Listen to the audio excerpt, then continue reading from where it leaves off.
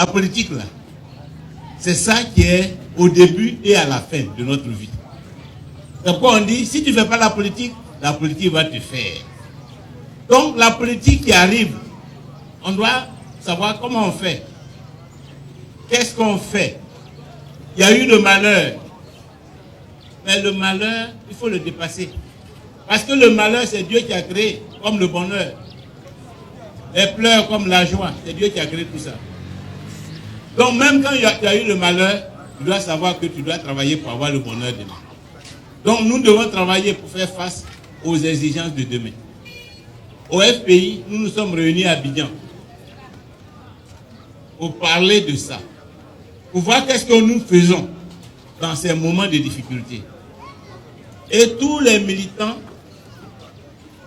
se sont mis d'accord pour dire que à partir du moment où nous avons choisi la politique, comme le travail que nous voulons faire pour aider la Côte d'Ivoire, qu'il pleuve ou qu'il neige, nous sommes dans la politique.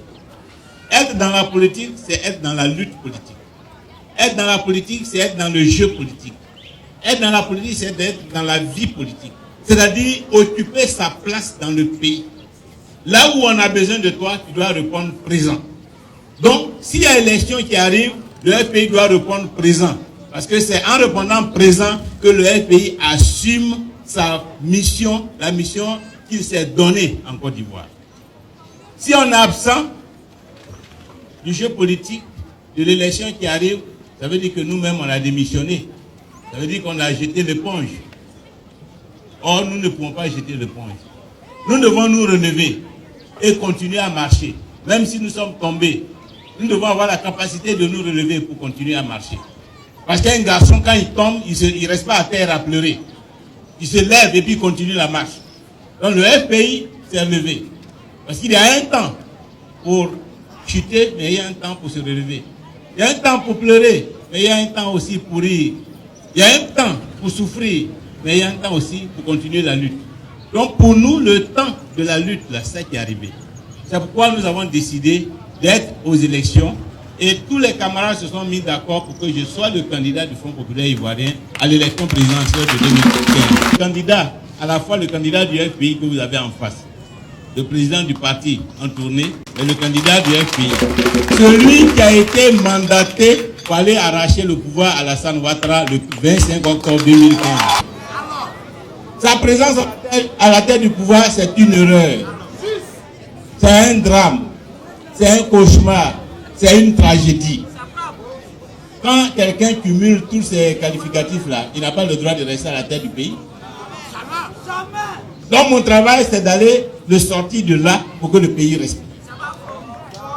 Avec des fusils, des milliers de morts, la division du pays, la méfiance entre les Ivoiriens. Est-ce que c'est ça qu'on attend d'un chef d'État, d'un président de la République? On attend d'un président la paix, l'unité, la stabilité, la prospérité, toutes les bontés. C'est ça qu'on attend d'un chef d'État. Pas la division, la persécution. On peut donner du travail aux uns sans forcément nuire aux intérêts des autres. Ça, c'est possible. Pourquoi tu enlèves le pain de la bouche des uns pour mettre ça dans la bouche des autres? Et ceux à qui tu arraches le pain là, ils n'ont qu'à faire quoi? Ils n'ont qu'à manger quoi? Leurs enfants n'ont qu'à aller à l'école comment? Leurs parents n'ont qu'à se soigner comment? C'est pas normal. Quand tu fais ça là, c'est que tu veux la division. Tu peux, pour moi là, tu me laisses, tu cherches pour l'autre. Pourquoi il fait rattrapage? Pourquoi il divise les gens? À cause de ça, aujourd'hui, on se méfie entre nous. On en veut à certains inutilement, alors que ce n'est pas de leur faute. Donc ça, là aussi, à cause de ça, il faut qu'il parte. Parce qu'il n'a pas sa place à la tête du pays. Et c'est pourquoi les camarades m'ont chargé d'être le candidat du parti. Ici, là, je compte sur vous. La priorité, ce sera de faire en sorte que les jeunes aient du travail.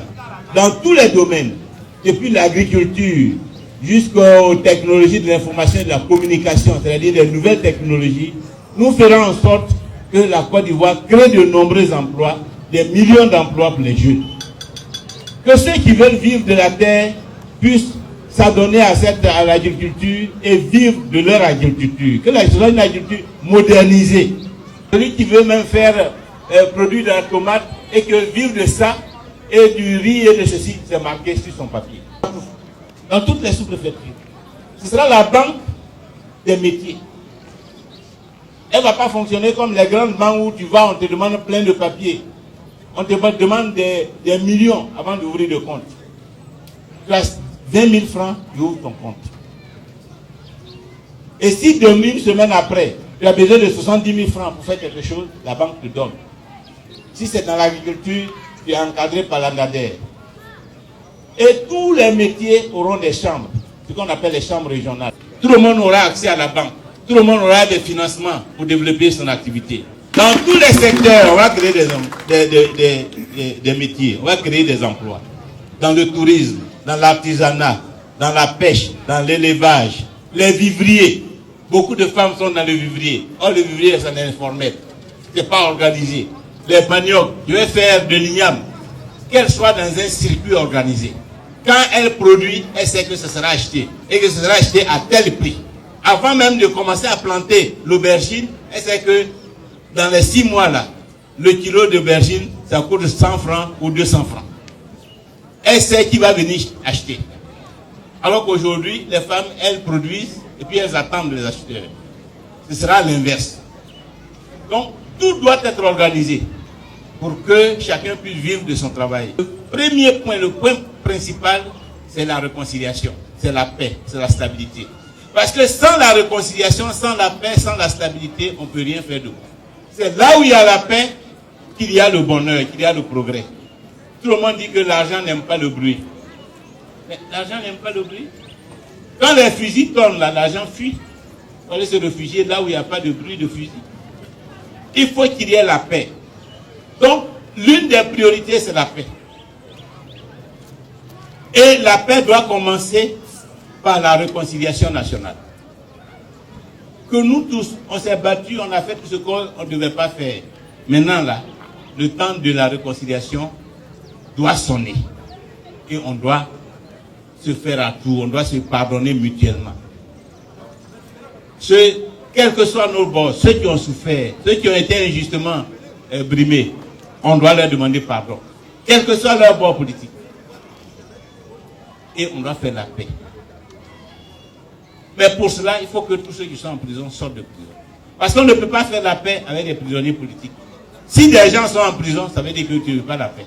Si des gens sont en exil et que tu ne les laisses pas rentrer, c'est que tu ne veux pas la paix.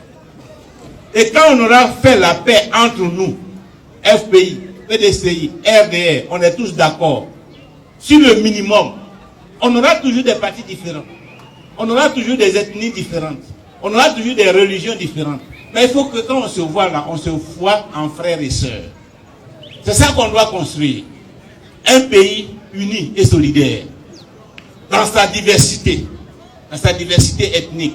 Dans sa diversité régionale. Dans sa diversité politique. Ça, c'est possible. Et c'est comme ça qu'on construit les grands pays. Il a été maire en 1990. Ça fait 25 ans.